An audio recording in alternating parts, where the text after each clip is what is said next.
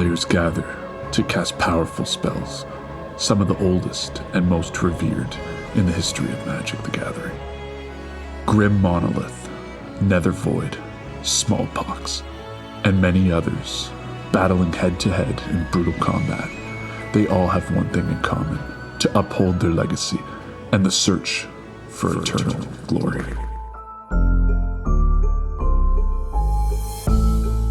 The Eternal Glory podcast is brought to you by the minds behind Bosch and Roll on YouTube, Arabian University, and theepicstorm.com. This episode is sponsored by Moxfield and financial advisor and certified financial planner Nicholas Robb.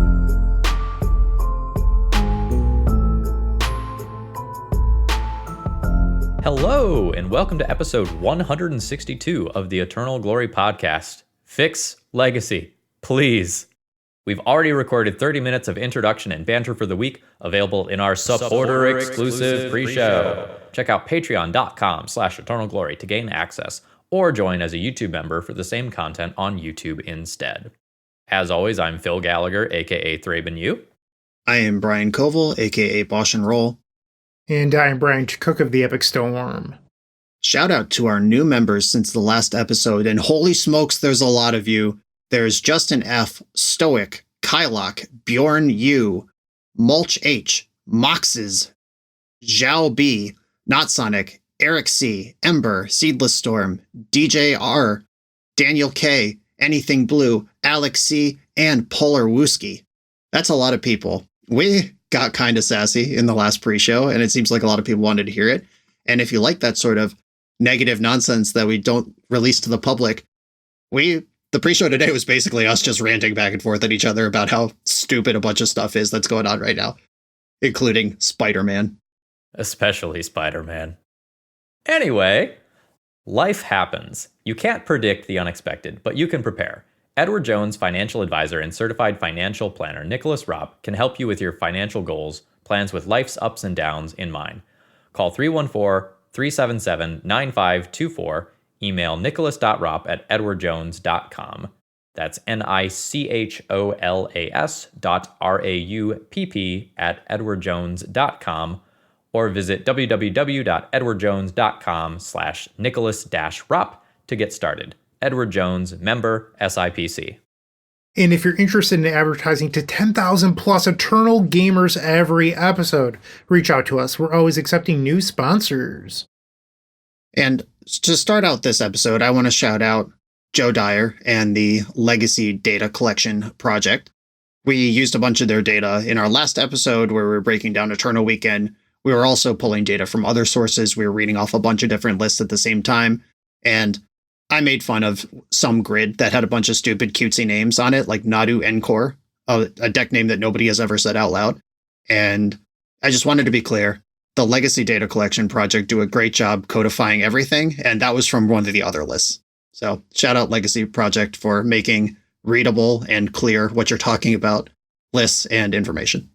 All right, so as we go into our BNR update episode here, I think it's pretty clear that there are three notable outliers in Legacy in terms of power level.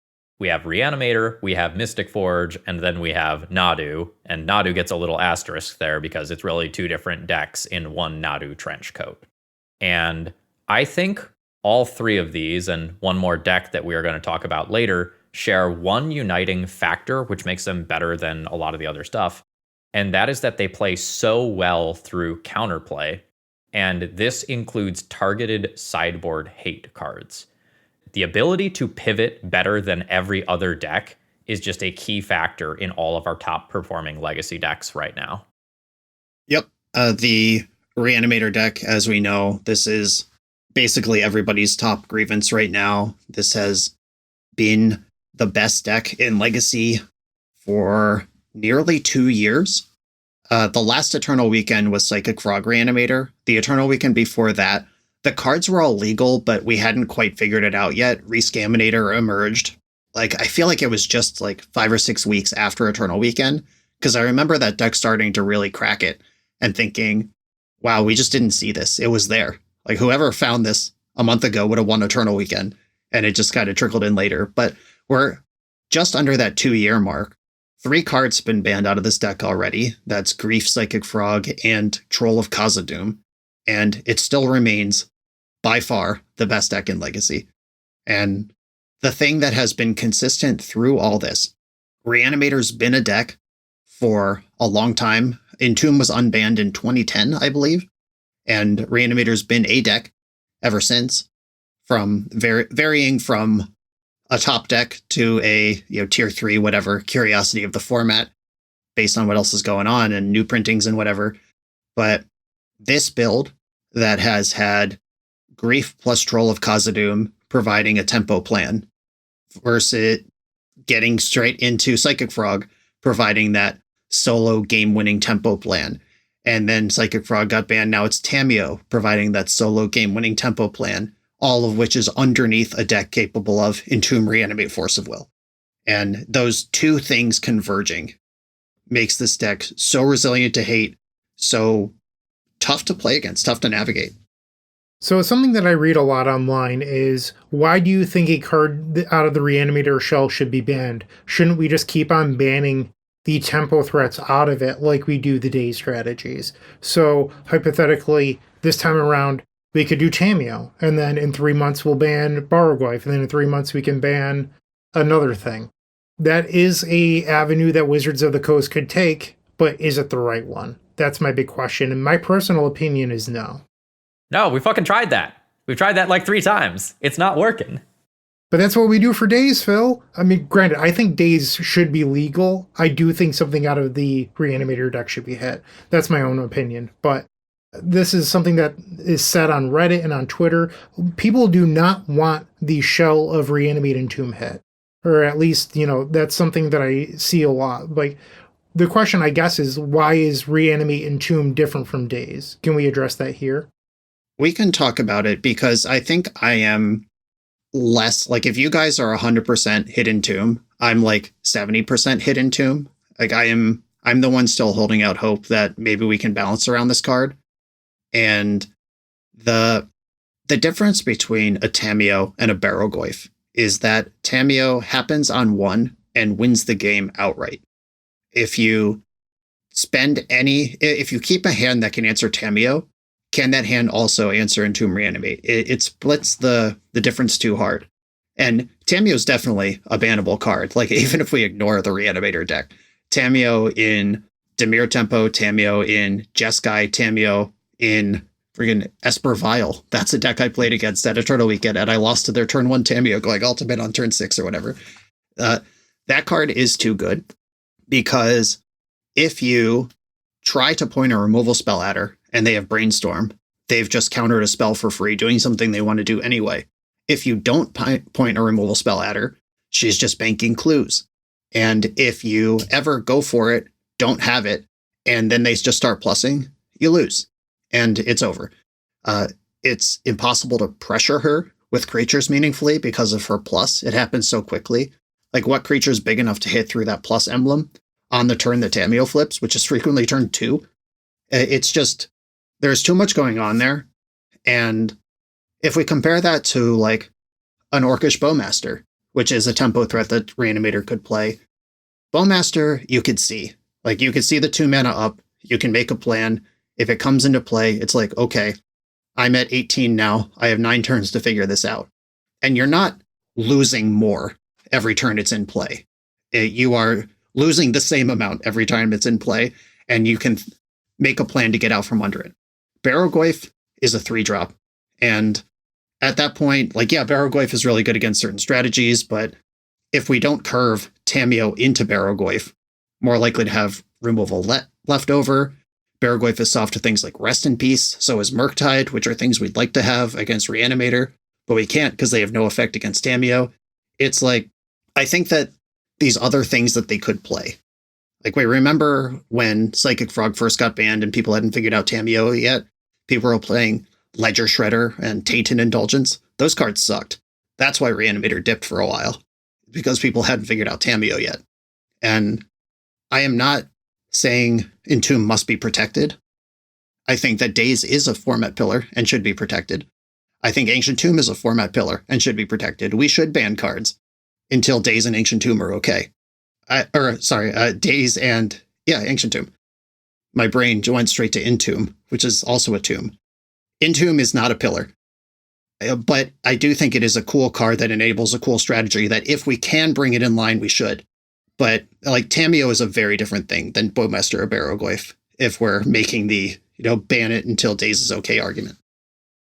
I guess my big gripe with Entomb is when you compare Reanimator to a deck like Sneak and Show, we can all agree that the current Reanimator shell is very much a tempo deck. But when you look at Sneak and Show, it is a deck that is required to play 20-ish cards to support that shell. You have 4 Show and Tell, you have 4 Sneak Attack, you have 4 Emrakul, 4 Atraxa Grand Unifier. Phil, congratulations, I did not say Gristlebrand, I believe that you've won at this point. And then, Omniscience or whatever other thing that they're playing, it's roughly 20-ish cards. When you look at Reanimator, it's a really small package. It's 10 cards, and they get to play Silver Bullets because Entomb allows them to do that. My belief is if Entomb were to leave the format, they'd be forced to play Faithless Looting effects again. They would be forced to play more than one creature. They'd have to, choose a creature to put to the graveyard and then reanimate it. Like running Careful Study, Hapless Research, Faithless Looting, whatever they've got to do is not a bad thing. It forces them to be a dedicated Reanimator deck, which is beatable. The reason that Reanimator is so tough to beat right now is that it gets to masquerade as a tempo deck. If you don't allow it to masquerade as a tempo deck and you force it to actually have to play more slots to be Reanimator, that deck is completely fine. But Entomb is allowing it to be the tempo deck, in my opinion. And it has the survival of the fittest problem on top of that, which is this is a card that is only going to get better and better with time as more and more large creatures get printed. When they banned survival, they stated that it restricted the type of creatures that they could print because down the road, survival would be an issue. Entomb has that same problem. Granted, there's less large creatures printed every set than all creatures, but creatures over time, still an issue. It's been 13 years since survival was banned, and we haven't looked at Entomb over those 13 years and looked at all the large creatures that are printed that are powerful. And I get it. But I think at some point we have to look at Entomb and just be like, okay, why is Troll of Khazad-dûm on the ban list? It's embarrassing. Yeah, and you're 100% right. No denial that. If Wizards of the Coast does not think they can get Entomb Reanimator into line where it was 5-6 years ago, then Entomb should be banned. I just don't think the deck you're describing exists. I think that deck is dredge. If you have to play Faithless Looting and the various 1-mana looting effects and then hope your graveyard is uncontested for a turn where you get to do a second thing, that's not Reanimator. That's just dredge. And we already have that. I think Reanimator properly dies if it loses Entomb. And that might be okay. That might be what we need to do. But I don't think the deck you're describing actually exists in practice. Well, I don't think we actually have dredge, right? That's not a thing that exists within Legacy reasonably. There's one pilot out there doing good work. Yeah, don't tell Mafouche Van Gogh about that. But otherwise, that deck is essentially fully dead right now. I would be okay with some dredge coming back. If you look at Grand Prix Louisville in 2014, that was won by Reanimator playing Faithless Looting. There's no reason to me that we can't return to a Faithless Looting-based Reanimator deck, and I'm pretty sure that deck played 14 creatures. We could pull it up now if we'd like, but it played Faithless Looting. Reanimator has become so good that it doesn't even play discard outlets anymore. And I think making it play discard outlets is not a bad thing. I think there's interesting things to explore there in a non-Entomb Reanimator shell. Like, how fast are you going? Are you still trying to be turbo? Or are you playing some things like Fable of the Mirrorbreaker that can give you mid-range value and then oh, okay, the game went on long enough. I'm now going to produce my giant monster. There's weird stuff like Stronghold's Gambit as well that are incredibly powerful if the situations are right, that just you don't need to do because you just play your tempo threats. I would also be okay with a Prisoner Exchange. If we say, hey, Entomb is finally, we've deemed it too good, give them back Troll of Khazad-dûm. If they want that ability to go end step cycle, untap, reanimate, give them Troll. I think Troll is fine.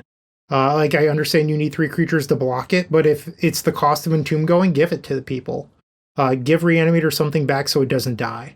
Yeah, I think that's a no-brainer, even back before Troll was even banned, we were saying, basically having the same conversation we're having now, where can we get Entomb in line? Is Troll going to do enough? And if Entomb does need to be banned later, give back Troll. I don't think Entomb and Troll need to be banned together. I actually think Cycle Troll Reanimated is a dope-ass play pattern, if it's not subsidizing also a turn 2 combo win. All right, do we want to go any deeper on Reanimator before we move to our next deck? Let's just talk about hate, I guess, because the tempo plan is part of them dodging hate, just playing a Psychic Frog, playing a Tameo, and just not caring. I told this story last episode, but I'm going to tell it again. I was standing behind HJ Goddick in his top 4 matchup at Eternal Weekend this year. He was on Reanimator. He was playing against Lonepox. And game 2, his opponent kept 7, put in Leyline of the Void, and HJ's hand was like Tameo, Brainstorm, Brazen Borrower, some lands, and a Thoughtseize. He did not care one bit about that Leyline. He could win easily through it with the Tameo plus Brainstorm. He could remove it at will with the Brazen Borrower, or he could just Thoughtseize a creature out of his opponent's hand and reanimate that one, if he ever drew a reanimate. It was actually embarrassing to see, and like tough to watch as, a lover of Lonepox. Watching that keep 7 drop Leyline doesn't matter one bit. The deck is, whatever happens to the deck, it should be brought to a place where hate cards actually work against it. And those are a few examples, but there's just so many more like that. All right, I've got Leyline. I have Barrowgoyf. Okay, I have a Tormod's Crypt. Oh, you didn't use it. I got to Murktide Regent.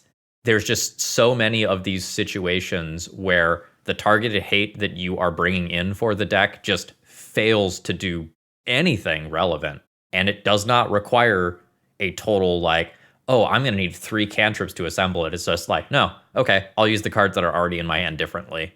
And that's just this deck. I agree. Do we want to talk about what we would ban now, or do we want to do a second segment after we summarize all this? I know what's written out in our notes, but we went a little deeper than I thought we would. Do we want to just put a pin in this? Yeah, let's go in on it. Okay, I will go first on Reanimator. I think Tameo has to be banned for a variety of reasons, including its role in Reanimator. I would fully understand if Entomb has to go, though I still hold out some hope that it doesn't. And if Entomb goes, we unban Troll of Khazad-dûm. I will go next. Obviously, Tameo has to go. I think every Legacy player that actually plays the format would be okay with that. And then I would ban Entomb. I believe it's the problematic card for the reasons that I stated earlier in this episode. And then I would unban Troll of Khazad-dûm. I believe that Tameo is the must-ban card in Legacy. If we got one card in this BNR update, I think it would have to be Tameo. I think it is an egregious outlier in a number of different decks and is really invalidating small creature decks in a way that something like Orcish Bowmasters simply does not. And I think Entomb also is over the line and needs to go. I think we have played, footsie with Reanimator under the table long enough. I think it's time to go for the throat and take Entomb. And I am A-okay with giving back Troll of Khazad-dûm in an attempt to keep Reanimator alive as an archetype. Sorry to pull the pin after we just put the pin in, but there's one thing we should discuss. I'm going to try to be as thorough as we can. There is a sentiment out there that Atraxa should be banned. And Atraxa is too clean of a reanimation target. It's too easy. It's too...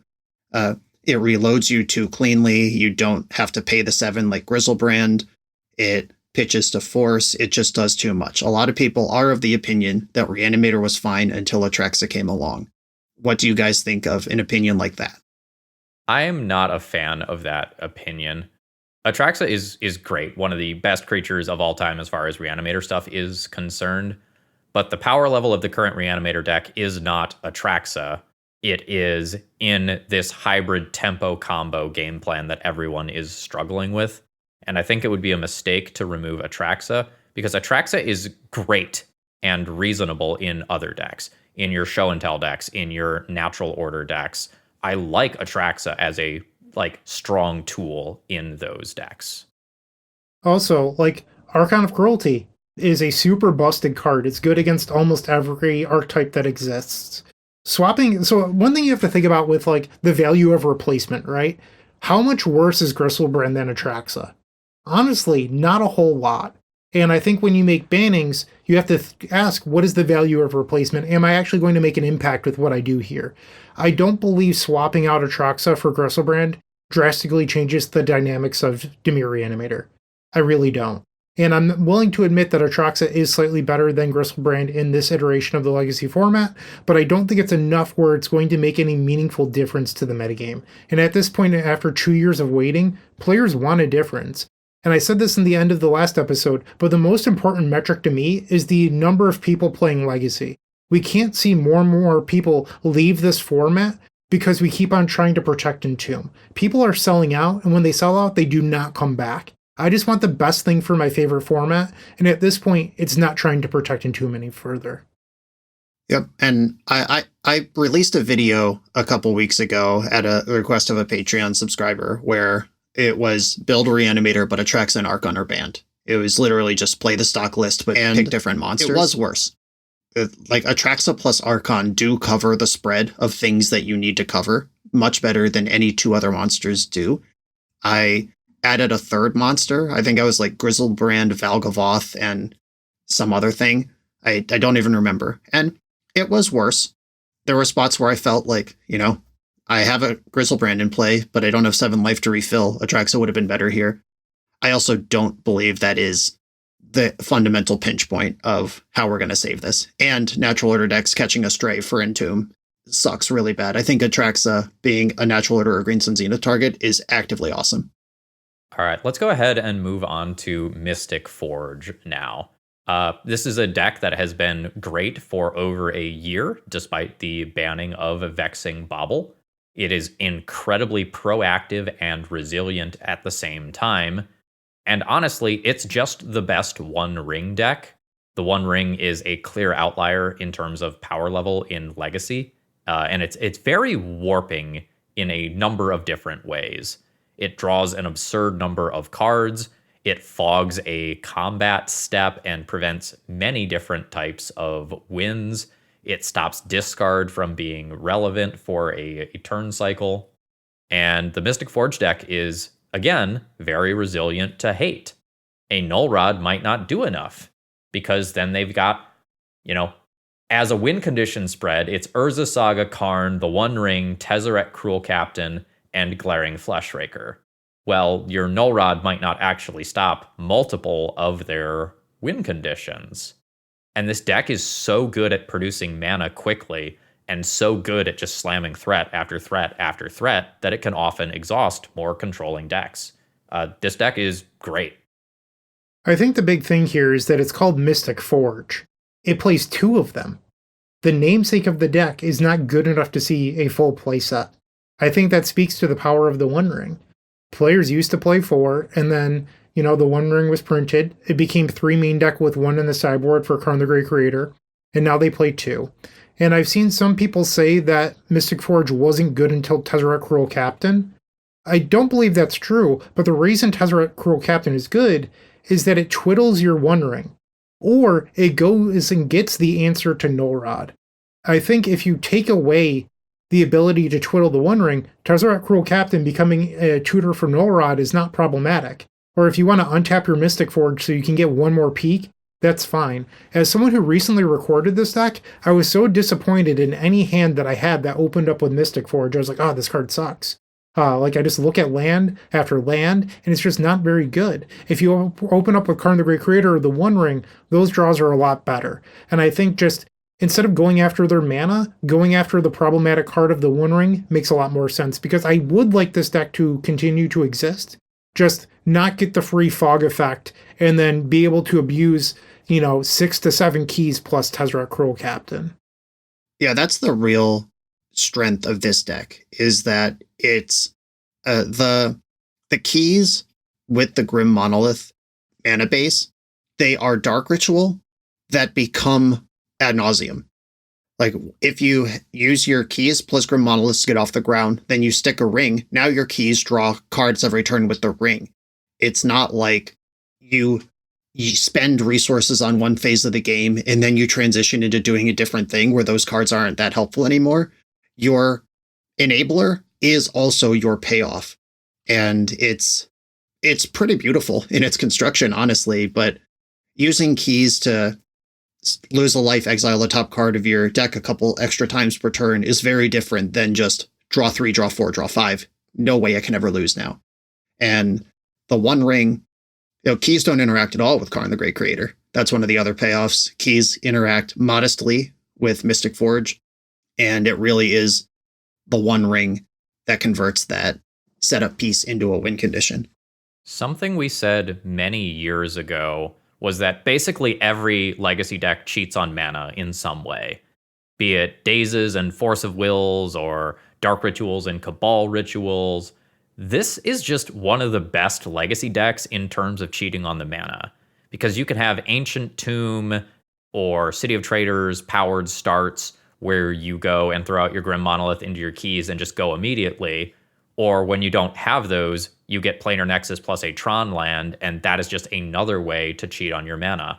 And if that didn't work out, you get Urza's Workshop to then go, okay, I've got Metalcraft, now I have a gajillion D mana, yet another way. So this deck just cheats harder in terms of mana than everything else, while also being the card that can best abuse the One Ring in the format. Yeah, and this deck has existed for years. That's why the name Mystic Forge combo even exists, despite the card being like the fourth best thing they could do with their mana. This was, at a time, a Mystic Forge deck. And I remember being scared of this deck as a blue player back then. It was like, they're going to force check you on turns 1 through 3. And then what does the game look like after that? Either you have survived by the skin of your teeth and hope they never top deck a good card again, or you're dead. And now they have both more plentiful and more powerful ways to force check you. It used to be, survive the first 2 or 3 turns. Now it's survive every turn. It's like literally every turn. And even at the top, like Ugin is a totally different level of attack on this, and builds play the full range of like 0 to 3 in the main. Some only have like 1 in the sideboard. They bring it in for grindy matchups, and that card's been all over the place. But like, there's so many things going on with this deck, and taking out like the One Ring, if it's in play for a single turn, they will never run out of gas. There's not even a hope of, I hope they brick a turn and give me a chance to stick my Clarion Conquer or whatever, because they won't. There's a lot of talk about going after the mana in this deck. Phil mentioned that the mana is the broken part of the deck. Going after the mana, I think, doesn't make a lot of sense. Ancient Tomb is a pillar of the format. We discussed that earlier. City of Traders is a card that is out and in of the deck. And I say it's out because sometimes there's builds that are becoming more popular that play Urza's Workshop alongside Planar Nexus. So you get this Urza synergy where you can build up mana as the game goes. I think we're not trying to get rid of building up mana as the game goes. City of Traders is for the explosive draws, and building up mana as you go means that the deck is taking more time to establish. I think that is an okay precedent in Legacy, where, okay, they're not going to do the broken thing on turn 1 as often, but their turns 2, 3, and 4 are going to get slightly progressively more powerful. I believe that's actually okay. And I think going after something like Grim Monolith or Planar Nexus doesn't make a lot of sense, because you don't want to be punishing people for playing a longer game plan. Like, you're just forcing them to play City of Traders again, so you're forcing them to be faster, which means less interaction or less interactive. I feel like that's a strange thing to do, and I'd rather just answer the One Ring, which is the card that allows their Voltaic keys to draw 3 cards and convert that way, so that way they never run out of gas. I think allowing them to have some gas is fine, and I don't know, maybe I'm just becoming too rambly. Grim Monolith is another card like Entomb that was banned for the early days of Legacy and got unbanned in the moderate, not recent future, but in the middle of the format's existence. And if you've come to Legacy in recent years, you might not know that Grim Monolith was banned at one point. And I think Grim Monolith enables a lot of cool stuff. And Planar Nexus is a newer card that a lot of folks have brought up as, why don't we hit Planar Nexus, make their mana worse? It's harder to get to 4 on turn 2 without that. And all of that is true, but I don't believe it to be the problem. And like Bryant said, building up slowly over time, like that's Tron, that's Cloudpost. We have other ways to do this without Planar Nexus, and nobody's calling for a Cloudpost ban right now, even though it is low-key a really good deck right now. That blue-black Cloudpost deck, pretty nice. But guess what card is in that deck as well? The One Ring. And that's what's really going on here. And we are not looking for a Mystic Forge ban specifically. I think what's really going on here is that Mystic Forge is the best shell for the One Ring, which is a card that should just be banned for a variety of reasons. The play patterns are really bad with it. And like, I say this as someone who is jamming probably the most Ancient Tomb One Ring decks out of everyone here. It is just such an unhealthy card. It stops combat from mattering. If this resolves on turn 1, the game is just over. And there are a ton of decks that have the mana to just shove this. It is broadside food that is amazing. Okay, cool. I'll draw roughly 6 cards with it and then throw it at my opponent's face for 6 damage with a broadside. And the ability to, like, okay, I'm going to draw a bunch of cards. I can hemorrhage cards. It just doesn't matter with the One Ring in play. Cool, I drew into Fury. That's a free board wipe. Like, it is just not a fun card to play against. And so much of the Legacy metagame has evolved around making the One Ring at least be somewhat in check. Like, how many Null Rods, Void Mirrors, Consigned to Memories, Pithing Needles are we seeing in Legacy right now?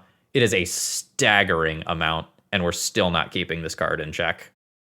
Yeah, my big grievance with the One Ring, and it's the same one that reached critical mass in Modern last year, when One Ring caught a ban there, is that it makes the game something different. It does not matter what deck you are playing or what deck your opponent's playing. When the One Ring goes on the stack, we're now playing a different game. And there are games where you can have cool back and forth games. Like my whole, Island Ponder Keep catchphrase comes from playing decks with 7 basic lands in them into a metagame defined by Red Stompy. That's, where that genesis comes from. And back then, you could pair against a deck like Red Stompy, and it's like, okay, they've got a bunch of mana. What are they going to do? Blood Moon. That's okay, actually. I have access to a basic. I could fetch a basic island and play on. They had Chalice of the Void. That's okay. I have some 2-mana answers to that in my deck. I could play something like Stoneforge Mystic and maybe just outmuscle this Chalice. They have Broadside Bombardiers, but nothing to throw yet. Maybe I'll find removal before they kill me. Fury, but I'm not really a creature deck and it costs them a card. Like, there's all these other things. Trinisphere, but I'm hitting all my land drops. Who cares? There's so many things that are like push and pull, where the Stompy player used to have to make a decision and the opponent used to be able to decide how they want to navigate it. The One Ring, there is no thought. There is nothing to think about. If you have 4 mana and you think it's going to resolve, you cast it. And once it resolves, the game is over. They can't do anything about it. And occasionally, if like a tempo deck has 2 or 3 copies of Bowmaster that they could just jam one after another into the One Ring, maybe the Stompy player will run out of life before they could kill you with all their cards. But the games where something like that happens versus the game where it's like, okay, well, if that was literally any other card in Magic that could conceivably be in their deck, we would have an interesting thing going on here. But instead, we don't. And just like Tamiyo, every turn you don't answer it, it gets worse and worse and worse, and you become less likely to answer it and less likely for it to matter if you ever do. So, Brian, I know in the past you have ranted about Kozilek's Command. This is a card that is simultaneously removal, card selection, graveyard hate, and burn. Where do you stand on this card now? Is this a card that is problematic, or is this bullshit, but this is Legacy, so it's fine? This card lands in a place that I don't think it should exist, but I also don't think it should be banned. Like, I think that whoever was involved in the meeting where they made this card should be fired and never be allowed to make a Magic card again. But I also don't think it is specifically the problem that's causing people to not play the format. But the card is just complete horseshit. All right, so are we fully on the One Ring is what needs to go to get this deck in check? Or is there any discussion here? Yeah, the One Ring is the slam dunk ban target with specifically Mystic Forge in mind that also has ramifications through the entire format, all positive. Anywhere the One Ring would be involved in a game would be improved by the One Ring not being involved in the game at all times. Opens up deck building for the people who are playing One Ring to make actual decisions with their lives, and brings up the possibility of counterplay for everyone else. The One Ring is awful. A quick note there, Brian, is a lot of the decks that I play, and when you read like the Legacy subreddit or Twitter, you see people are exhausted with combo. I don't think they're necessarily exhausted with the combo that I play because it's not as popular, but the combo decks that I tend to play, they all have to play a dedicated slot to beat the One Ring. Because the One Ring giving them protection stops a lot of the more quirky spell-based combo decks of the format. And when you see people that are sick of combo, they mostly mean Dimir Reanimator or Oops All Spells or something along those lines, where you can beat the One Ring using Thassa's Oracle. And that's pretty easy to do. But if you're not a Thassa's Oracle gamer, beating the One Ring is actually very, very difficult, and you have to work really hard to do so. Like, for example, I have to play Burning Wish for Approach of the Second Sun and cast it twice in one turn. That is not the easiest hurdle to jump through, but it's something I've been doing ever since it was printed a couple of years ago. And I'd really like to not have to play that sort of dedicated card, but that's not a reason to ban it. But it would certainly make my life a little bit easier. I also think there are multiple colorless decks that can easily exist and be iterated on without the One Ring. So we are not killing the colorless decks. I think you can still build a Mystic Forge deck around artifacts. I still think you can build a Cloud Post deck that goes bigger with 3 to 4 copies of Ugin. And Eldrazi aggro is already a thing. Colorless decks are fine without this. Let's get it out. And since we're talking about decks, we love Moxfield.com. That's where you can build decks. And on November 10th, when a bunch of these legacy cards get banned, Moxfield will tell you they'll be red when you log in. And then you'll get to cut those from your deck and think about new cool cards you could play instead of these awful old ones. And I'm looking forward to Moxfield.com redding out all of these cards that we're talking about, so I don't have to think about them anymore. And I know that I will very quickly have a bunch of deck lists up there that I will be excited to try, long before they actually hit my YouTube channel. Same. Brian, you say that, but last time I made a video in preparation live for the changes, and there were no changes, and everyone got to see my ultra disappointed face. I am really, really hoping on November 10th I do not have that same face. Right. So, I mean, we're about to talk about Nadu, but since Bryant brought it up, let's have that talk here in the middle. Seems like a good place to put it. There's a lot of LOL no changes sentiment. Like when I talk about bans in my videos, I get a bunch of those comments when it's going around on Twitter or whatever. A bunch of people are like, WotC has abandoned Legacy. They don't care. No changes. If they were going to do anything, they would have done it. I am certain it is untrue that that WotC does not care about Legacy. They might have messed up last time. I think they know they messed up last time. I think they know they messed up last time in multiple ways. They should have done something in Legacy, and they shouldn't have waited 5 damn months for the opportunity to change anything again. I think that this ban update will affect Legacy. I think there's a chance it affects it dramatically. And I think that they are going to change their ban cadence. They're going to announce something that is different than what they've been doing in the past, because they know they ate shit real bad on this one. Not just in Legacy either.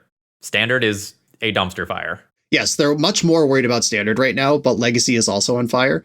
And they are going to do something, I'm fairly confident. And I've noticed things like WotC staff sniffing around in Legacy Twitch chats, asking questions about cards like Tamiyo, chatting about the design of a card like Tamiyo. And they weren't doing that 4 months ago. So the people who need to know things are taking effort to know those things. And if they didn't care, they wouldn't be doing that. So I do not think that we're going to get another Bryant Cook live reaction where he just says, shit, what the hell, and turns off his camera. I hope that's true. Me too. All right, let's talk about Nadu. And we've talked about this in previous episodes, but as a reminder, Nadu is not one deck. Nadu is multiple decks. One of them is a faster graveyard-oriented combo deck that we tend to call Cephalid Breakfast, and the other is a more dedicated mid-range deck that can just eventually overwhelm you with resources via Nadu and has more of an ability to tutor up that Nadu with things like Green Sun Zenith. And not to, say that's not true because those are the two real ones. There's also like the Nadu Beach Party, the Plagon Stoneforge Mystic deck. There's also Nadu Elves. Unbeatable deck. Unbeatable. I've never beaten it. I've certainly never beaten it ever when I queue into it. It's custom made to beat everything I want to do. But that deck technically exists on the fringes. There's also the Nadu Elves deck, which is not even really on the fringes. That's the one with Gaia's Cradle and Quirion Ranger and stuff that just shreds up into Craterhoof Behemoth, but also includes the Nadu package. Remember when that was its own deck? Back before Nadu just had to be in any deck with green mana? It has two major top decks in the format, and then also several other tier 2 and tier 3 strategies it's crept its way into. And this is just the same problem that we have with the other two decks, where the counterplay does not tend to work against it. All right, you're playing against Cephalid Breakfast. You open on Leyline of the Void. You're stopping one of their combos, and then you get turn 3 comboed by Nadu instead. And it doesn't work. Okay, I've got my turn 1 Pithing Needle. I'll name Nomads. Got a Shuko instead. Or, oh no, I'll just grind you out with some slower activation of a Bristly Bill or Scythecat Cub type thing. It is so hard for dedicated hate to swing at this deck, and I've even gone crazy a few times and gone to like suppression field levels.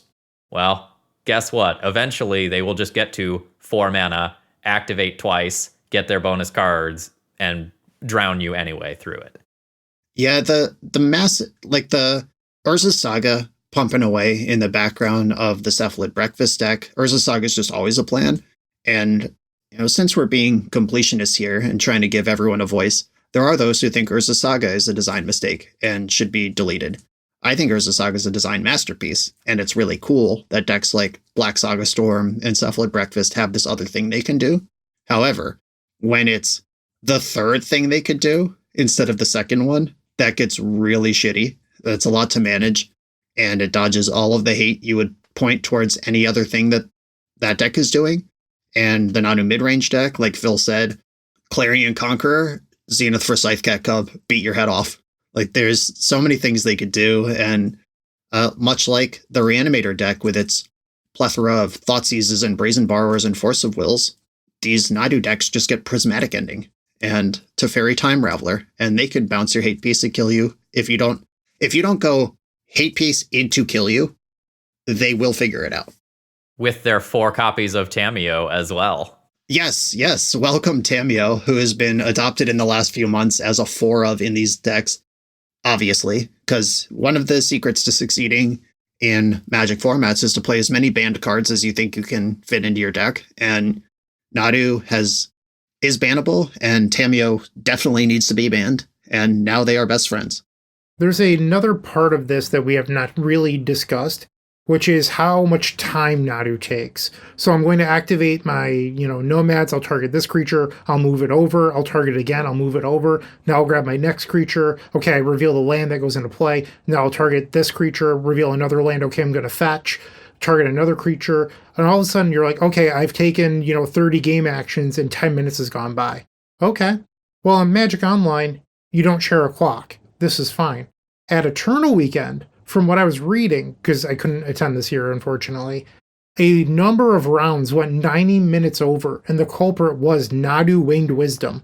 And if that's the case, do you guys remember why Sensi's Divining Top was banned? Just throwing it out there. Yeah, I'm familiar. So rounds may have taken 90 minutes. Rounds did not go 90 minutes over. That's still a lot of time, but... My bad, I misspoke. Okay. Just to be clear. But yes, if you have to bring extra materials with you to indicate where on the battlefield items need to be, like most Nadu players I know bring like a token with them that has like 0, 1, and 2 divided into 3 sections, and they pile all their creatures to their left in the 0 pile, and then move them one by one into the 1 pile, into the 2 pile to indicate how many times Nadu has targeted it.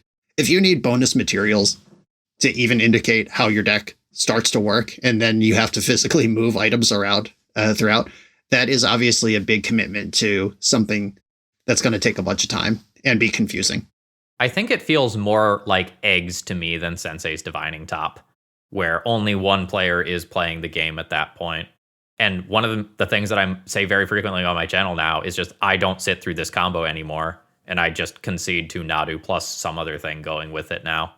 Like, are some of those winnable? Yeah, but it is just not worth my 10 minutes every time that combo starts to sit through it and try to get those extra 50 play points.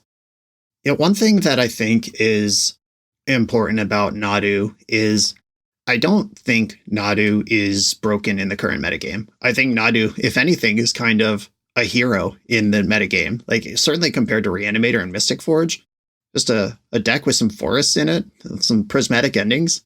Hell yeah, brother. Give me more of that.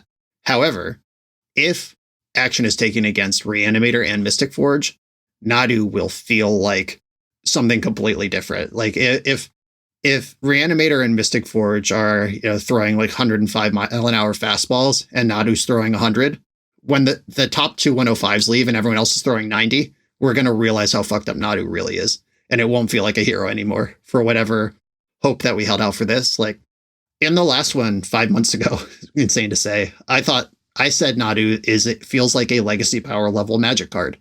And you need an A and a B, and then the A and the B need to churn into a C that actually wins the game. And, that is how I felt at the time.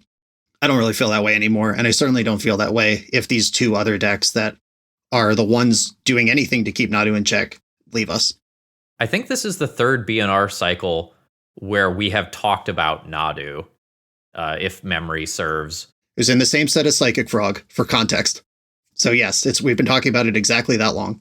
So I think each time this has been in the conversation for something that may need to be banned. And I think this time it is fully on the wrong side of the fence. I think it's been flirting with that fence other times, but I think now it is going to be a clear outlier. Its Eternal Weekend results are great. And again, if we are getting rid of the things that are better than it, this would be like day 0 Big Predator. I've talked about this in the last episode, and I hate to sound super, super repetitive here, but Legacy for almost 2 years has been multiple BNRs behind. They missed one on Grief, so then Grief got an extra ban cycle. And then because of that, we never had a Psychic Frog by itself cycle, so we had to experience that. And then the last one, they skipped. And we said at the time when they banned Psychic Frog that you couldn't just ban one, and they only banned one. So we had to experience the Troll of Khazad-dûm cycle and all that stuff. And I just want Legacy to feel caught up. Like, that's all I want. And just banning Cameo or banning One Ring is not enough. I want Legacy to feel good again. I was talking with Alex McKinley last night, and Alex said, Bryant, can you name the last time there wasn't a ban in Legacy?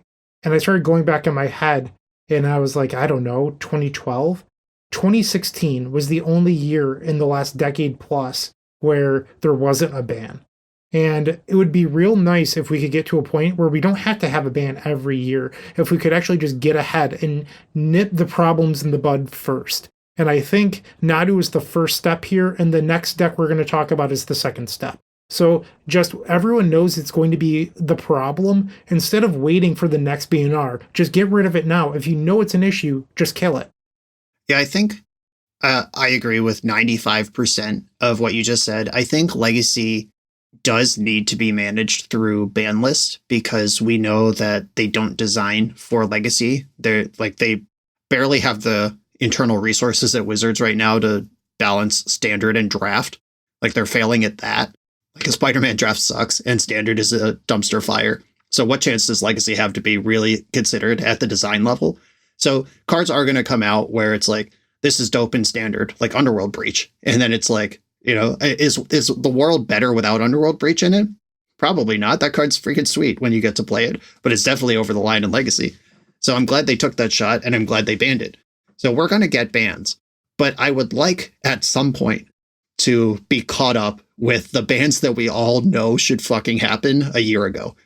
Like, let's get back to the line of scrimmage here. We keep getting sacked. Like, let's get back to where we started, and then we can play on from there and deal with new cards as they come out. Because we've been treading water with old cards for basically since Modern Horizons 3, and maybe even before it. All right, so let's put some final words on this. I am of the opinion that Nadu needs to go. Nadu, Winged Wisdom, should be banned. Shoot the bird.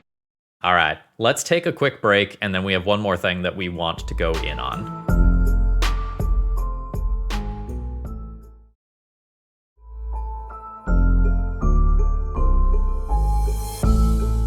All right, welcome back. And now we want to go one step deeper here. Because I think many people share the opinion that this podcast shares, that like Nadu, the One Ring, Tamiyo, and potentially Entomb as well probably need to go. But there is one more monster sleeping below them, and that is Oops All Spells. Yeah, Oops has not had a good few months since the last ban update, where we were told Oops relies on deep format knowledge to succeed. That whole, deeply insulting 2 paragraphs we all had to read. Oops has not been performing. And I personally, right now, if we got a bunch of bans and Oops did not change from its current position, I think that would be okay. However, 2 things that we just mentioned, Cephalid Breakfast and Reanimator, are graveyard combo decks. Everyone knows it. The other deck we mentioned, heavily, one of the best disruption you could play is Consign to Memory. Like, there's a bunch of stuff that people are doing to beat these top 3 decks that splash onto Oops All Spells, and Oops All Spells remains on the front page of Goldfish. It spent 15 years not on the front page of Goldfish, and it's there now. It's not in the top 3 right now, but it's never left the front page. And I think that if the format slows down, and if people stop main decking multiple pieces of Graveyard Hate, this deck is going to creep up in a way that's really gross. I think this deck has the same problem that the other top decks do, in that your targeted hate does not actually beat it. The Memories Journey tech is so good, like that community has cracked that. And there are various sideboard jukes ranging from your Rotting Regisaurs to your Goblin Charbelchers that put you in a terrible situation. Do I mulligan to Leyline so that I don't lose to the graveyard-oriented combo, and then I just lose to the juke? Do I try to mulligan to a hand that can beat both and then lose out to discard? If we want Legacy to be a format where agency matters, where decisions matter, I don't know that we can leave this deck intact with where we are expecting the metagame to go. Guys, I would like to share some data with you. Going back to the previous Showcase Challenge, people recognized that Oops All Spells was really bad against the Underground Sea decks of the format. Dimir Reanimator, Dimir Tempo. And, okay, that's fine. And it might have resulted in Oops All Spells seeing less play at Eternal Weekend. It still had 126 matches played. At a 51 win rate, 126 matches played in the metagame where people are main decking Surgical Extraction and 3 Nile Spell Bombs. Blue-red Core Seal Cutters main decking Surgical Extraction. And Oops All Spells is a 51% win rate. Okay, well, when you look at the actual win rates, Dimir Reanimator, Oops All Spells is 47% against it. Mystic Forge, 35%. The Cephalid Breakfast deck, 36%. Okay, so it's not good against the decks that are ban-worthy. Okay? And then you start to look at the other decks. Okay, well, after that, it's all green in this data matrix. Like, it doesn't beat the top of the format, but it literally smushes everything else. This is my point about wanting to get ahead. Do we really want to spend another ban cycle being oppressed by Oops All Spells or whatever other BS is just beneath the top of the crop? Like, if I had my way, I would take Entomb, I would take Tamiyo, I would take the One Ring, I would take Nadu, and I would ban both Undercity Former and Balustrade Spy. Like, let's just give Legacy the clean slate that we all know needs to happen instead of spreading it out across the next year. Because if you just take the top of the format I don't know if I want to play against the Oops All Spells format for the next 3 months. That sounds so miserable. Yeah, banning Oops All Spells 3 worst matchups and leaving Oops fully intact sounds like malpractice, honestly. Like, that's just... So I think it is a slippery slope and very difficult to predict some of the fallout, like the next order consequences of these are the problems, let's hit them. But sometimes it's not. Like, if we think back to the Amonkhet and Kaladesh standard format, I don't remember if people really remember this one, but it was the Temur Energy format, and Temur Energy got a bunch of cards banned out of it, and Wizards of the Coast, along with Rogue Refiner, I think that was the name, and Attune with Aether, like a bunch of the energy charge cards, they also banned Ramunap Ruins and Rampaging Ferocidon, which the entire community, the entire Magic community was like, damn, Mono Red wasn't on the radar as a ban-worthy deck, but Wizards really nailed it. They realized what would happen if energy wasn't there to check it, and they covered the very clear next order consequence. Like, we can't predict everything, but some stuff is pretty easy to predict, and banning Oops All Spells 3 worst matchups while also banning the 2 graveyard combo decks people are main decking Graveyard Hate for would set a monster loose, and I hope they see it. We have been advocating for an Oops ban for quite some time, and it is not good play patterns for Legacy. And if you are not the generic Force of Will deck, it is so hard for you to interact with this deck, especially in Game 1 scenarios. Like, I try to play a lot of interesting and fair and creative decks, and there's very little, your fair creature deck can do to interact with Lotus Petal, Land, Dark Ritual. I put a win on the stack. And since we are doing our best to cover the voices we hear from the community, I want to just say that it is literally just like fucking tragic that a deck this rancid is the deck you can play for like $600. Like, this deck costs less than an Underground Sea, and that's so good for Legacy for a top deck to be in that space. But it's really bad for Legacy for a deck this miserable to be this good. And it is very hard to balance those two things. I've been accused directly of gatekeeping, saying I want Oops banned because it's cheap and because I don't want people playing Legacy, which is one of the dumbest things I've ever heard. But it really is just terrible that this deck can be had so cheaply and be so fucking miserable at the same time. I wish any other thing was that cheap to play, and we could get a bunch of new Legacy players on the back of it, but we have to protect the format. Even what is the percentage of people leaving because they hate Oops All Spells versus the percentage of people picking up Oops All Spells to try Legacy?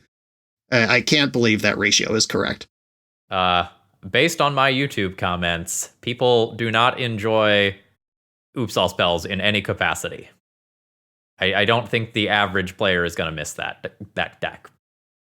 Gentlemen, what would you like to see gone, or if you would like to see anything gone out of this deck, what would it be?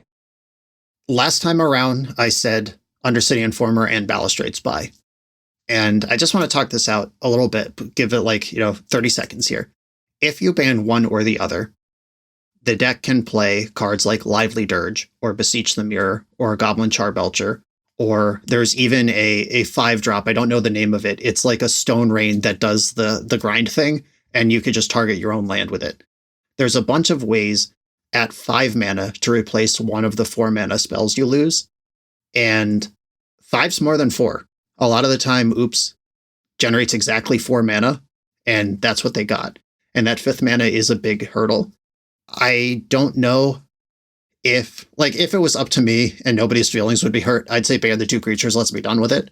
Though I'm not entirely opposed to banning one of the creatures and letting them figure it out with a clunkier slot on the other half. But I play Force of Will decks. So Phil, what do you think? I would love to kill this deck. Just outright have this not be something that I ever have to play against in Legacy again. Previously, I was of the more conservative mindset of let's take out one of the 2 pieces and let them play around it and see what a worse version looks like. But I would really like to see Clean Slate Legacy, and I think Clean Slate Legacy requires Oops going. So I'd take out both. Without a doubt in my mind, I would hit both Undercity Informer and Belusraid Spy. The Beseech the Mirror line you mentioned, that only works if they hit Undercity Informer. If they leave Belusraid Spy, it's still another 4-mana line that wins. Right. And Spy is better with Dirge as well. Like Undercity Informer is a 6-mana line with Lively Dirge, where Balustrade Spy is a 5-mana line. Like there's lots of tiny little levers that can be pulled here, but that assumes that the people making these ban decisions are heavily invested in what the options and backup options are of the Oops All Spells shell, which I don't believe they are. And, I hope they just hit the 2 creatures. I'm just talking it out. Before we end this episode, there's some common things that are brought up on Twitter or Reddit that we just feel like we need to discuss. And the most popular one that I see is unbanned Deathrite Shaman. And I can't think of a bigger disaster for Legacy than unbanning Deathrite Shaman. The analogy that I like to use is you don't release snakes to deal with a rodent problem. It's just a terrible idea. Deathrite Shaman just homogenizes all of Legacy into just blue soup piles, and I don't want to live through that again. I don't know why people think that a turn 2 answer to Oops All Spells is good enough, or, hey, it's good against Reanimator. Do you know what happens when they unban Deathrite Shaman? Reanimator plays it. And now they have another way to beat Graveyard Hate. It is not this unique thing that's going to kill Reanimator. It's going to make it even better and bury you even further. Yeah, this is a double-edged sword. From those of us who are there, believe me, Deathrite Shaman does not automatically solve all the matchups you think it does.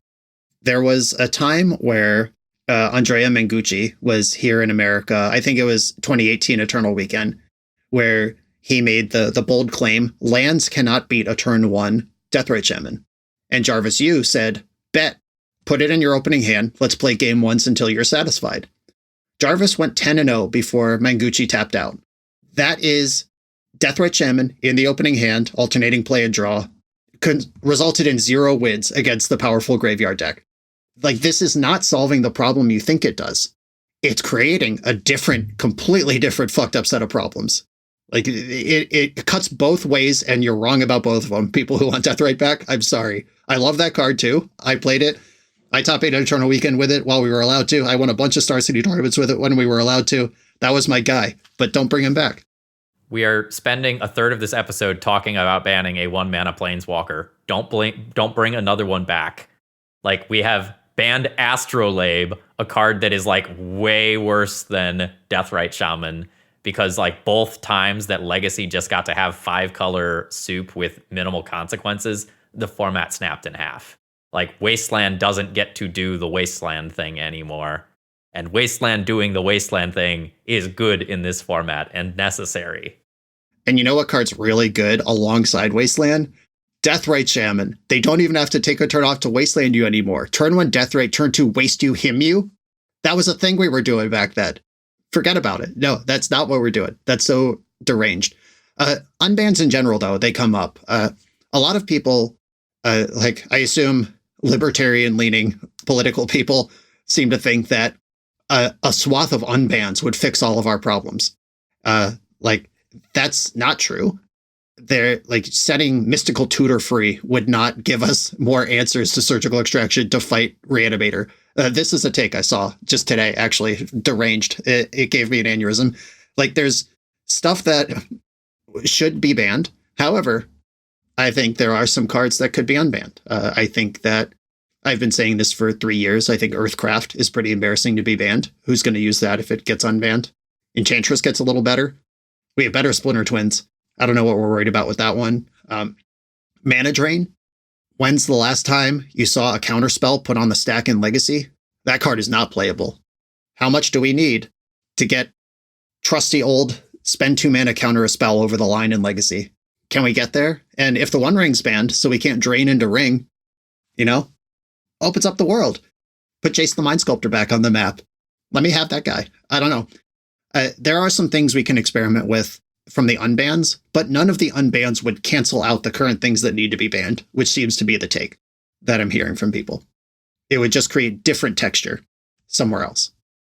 I think Mana Drain is a great unban. Obviously, Earthcraft is, not playable. My only fear with Mana Drain is that it ends up being over the line, but I don't think it would be. Just like blue decks going Drain into Karn the Great Creator is my actual nightmare, so I hope that never happens to me, but I would be okay with Mana Drain being unbanned. I would like to see them experiment more with a couple combo unbans. Like Frantic Search, I don't think would do anything really to the format, except not making my Solidarity videos as miserable to play. Give me Frantic Search. Come on. Like, you're not actually, like, that card is not over the line. What if that is a prisoner exchange where Entomb's gone, but Troll and Frantic Search are back? Like, that could be a reanimator tool. I don't know. Frantic Search actually seems kind of busted, but I'm willing to roll some dice. And we got to wrap this up. We're going over time.